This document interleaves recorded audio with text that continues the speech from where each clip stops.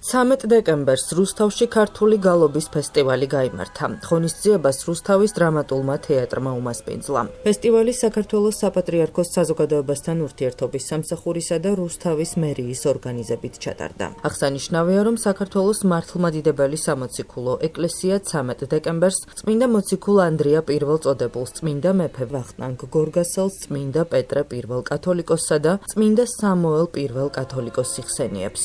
ღონისძიებაში რუსთავის, მარნეულის, ბოლნისის, მანგლისისა და წალკის ტაძრების მგალობელთა გუნდები მონაწილეობდნენ. დამსწრე საზოგადოებას სიტყვით მიმართა საპატრიარქოს საზოგადოებასთან ურთიერთობის სამსახურის ხელმძღვანელის მოადგილემ დეკანოზმა გურამ ჭარელაშვილმა. მან რუსთავის დრამატულ თეატრში შეკრებილებს დღესასწაული მიულოცა და ღონისძიების მნიშვნელობაზე ისაუბრა. ქართული გალობის ფესტივალს საპატრიარქოს საზოგადოებასთან ურთიერთობის სამსახურის წარმომადგენლები, სხვა სასულიერო პირები, რუსთავის მერი ნინო ლაცაბიძე, საქართველოს პარლამენტში რუსთავისა და გარდაბნის 10 თემის დელეგატი ირაკლი შატაკიშვილი, ქვემო ქართლში სახელმწიფო რწმუნებულის მოადგილე ავთანდილ ჭრიკიშვილი და რუსთავის საკრებულოს დეპუტატები ესწრებოდნენ. მინდა დღევანდელი დღე მიულოცო ყველა მონაწილეს. ანდრია პირველ წოდებულის ხსენების დღე, ვახტანგ მეფის ხსენების დღე, საოცარი პიროვნებები არიან თავიანთი ცხოვრებით და თითოეულ ადამიანს გვაძლევენ იმედს, გვაძლევენ გზამკვლევს, მიმართულებას, თუ რაზე უნდა ვაკეთებდეთ ჩვენ ცხოვრებაში აქცენტს და დასაყრდენს. ღონისძიება, რომელიც დღეს იმართება, მნიშვნელოვანია იმით, რომ მან შეძლო გაერთიანებინა უამრავი ადამიანი, თუმცა ეს ყველაფერი იწყებოდა ერთეული ადამიანებით, რომელსაც თითქოს არ ჰქონდათ პერსპექტივა, გზის სირთულე იყო ძალიან დიდი, თუმცა მათ გადალახეს ეს ყველაფერი და დღევანდელ დღემდე უკვე აგერ ამდენი გუნდი, ამდენი გალობელი, ამდენი ტაძრის წარმომადგენელი ერთვებიან ამ პროცესში. მე მინდა უწმინდეს მოუხადო დიდი მადლობა, რომელიც ამ ყველაფერს თავიდანვე დიდი მხარდაჭერით დაუდგა გვერდში, თუნდაც გაერთიანა 2-3 ადამიანი, მაგრამ აი ხო ხედავთ დღეს რამხელა ძალა აქვს შემართებას, რამხელა ძალა აქვს ერთობას და სწორი საქმის კეთებას. მადლობა უწმინდეს, მადლობა თითოეულ ადამიანს, რომელიც ამ საქმეში თავიდანვე იყვნენ, მიუხედავად გზის სირთულისა, გადალახეს ეს ყველაფერი და მოიტანეს ჩვენამდე.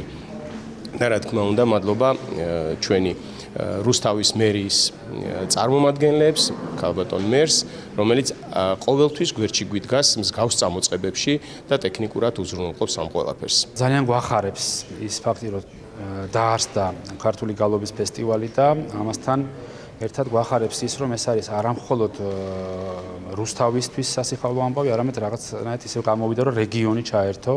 ძალიან გვიხარია ის, რომ მოახერხეს და დღევანდელ პირველ ფესტივალში მონაწილეობას იღებენ წალკის, მარნეულის, ბოლნისის და თეთრი წყაროს გუნდები. იმის გათვალისწინებით, რომ პირველია, მასშტაბურობაც აქვს ამის გამო, 120-ზე მეტი მონაწილეა და დიდი სურვილი გვაქვს და იმედია, რომ ეს ფესტივალი იქნება რეგულარული. ქართული გალობის ფესტივალი ფრიად მნიშვნელოვანია. ახლა უკვე არა მარტო რუსთავის ტაძრების გუნდები მონაწილეობდნენ, არამედ ქვემო ქართლის მასშტაბით, ესე ვთქვათ, გაიზარდა ეს სივრცე. უფრო მეტი ჩართულობა ჩვენც მარნეულის საკათედრო ტაძრის გალობელთა გუნდი წარვდგებს მერელთა წინაშე. ჩვენთვის ყოველი ესეთი წამოწყება, რა თქმა უნდა, მნიშვნელოვანია, მისასალმებელია. მადლობა მინდა უთხრა თითოეულ ორგანიზატორს, თითოეულ გალობელს, მონაწილეს, ვინც აი ამ დღევანდელ ღონისძიებაში მიიღო მონაწილეობა და ჩართული იყო აქტიურად. ფესტივალი ძალიან მნიშვნელოვანია, რადგან ქართული საეკლესიო გალობა საუკუნეების განმავლობაში ვითარდებოდა და დღემდე ჩვენი წინაპრების სწავლობით მან შეურყვნელად მოაღწია.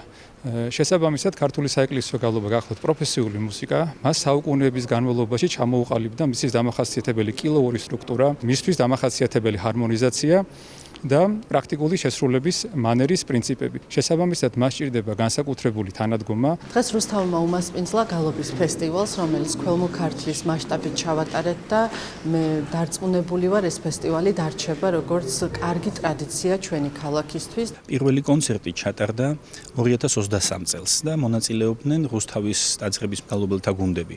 და წელს ჩვენ ინიციატივით შევედით ქალბატონ ნინო ლაცაბიძესთან, რომ ეს ფესტივალის სახე მიეცა უკვე ამ ღონისძიებას და ნინო ძალიან დიდი ენთუზიაზმით დაგვთანხმდა და სრული მხარდაჭერა აღვიქვა და წელს უკვე ჩატარდა ფესტივალი, ქართული გალობის ფესტივალი რუსთავში, სადაც მონაწილეობდნენ ქვემო ქართლის რეგიონის მგალობელთა გუნდები. შეგახსენებთ, რომ ქართული გალობის ფესტივალი წელს პირველად გაიმართა. ღონისძიებაში ქვემო ქართლის რეგიონის 18 გუნდი და 120-ზე მეტი მგალობელი მონაწილეობდა. მინდა მადლობა გადაუხადო ფესტივალის ორგანიზატორებს, რამდენადაც ფესტივალში მონაწილეობა ჩვენთვის როგორც სამგალობლო გუნდებისთვის ძალიან მნიშვნელოვანია და უდიდესი სტიმულის მომცემია.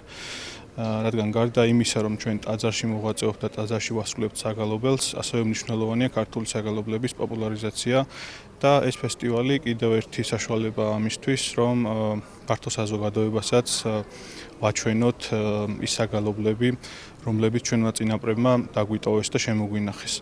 მადლობა კიდევ ერთხელ ფესტივალის ორგანიზატორებს, რუსთავის მერიას, ასევე საპატრიარქოს და იმედი მაქვს, რომ მსგავსი ღონისძიებები მომავალშიც გაგრძელდება. დღევანდელი დღე ძალიან მნიშვნელოვანია ჩემთვის პირადად და ჩვენი გუნდისთვის, იმიტომ რომ ზოგადად ჩვენი გალობის გადარჩენისთვის ძალიან დიდი ღვაწლი გაწიეს ჩვენმა წინაპრებმა და ჩვენ ვალდებული ვართ, რომ გავაგრძელოთ მათი საქმე, გადავცეთ ეს გალობა ჩვენს თავმოყრობას და დღევანდელი დღეს ერთ-ერთი ამის მაგალითია და იმედია ასეთი დღეები ხშირად იქნება და ჩვენც შევეცდებით მივიღოთ ხოლმე მონაწილეობა. ძალიან დიდი მადლობა მინდა თქვა მთელი გუნდის სახელით ორგანიზატორებთან და რა ვიცი ვინც იყო ამ საქმეში ჩართული, იმიტომ რომ ჩვენთვის ეს იყო ძალიან დიდი გამოცდილება. ორგანიზატორთა განმარტებით ფესტივალი ყოველწლიურ სახეს მიიღებს. საღამო მრავალჟამიერით დასრულდა.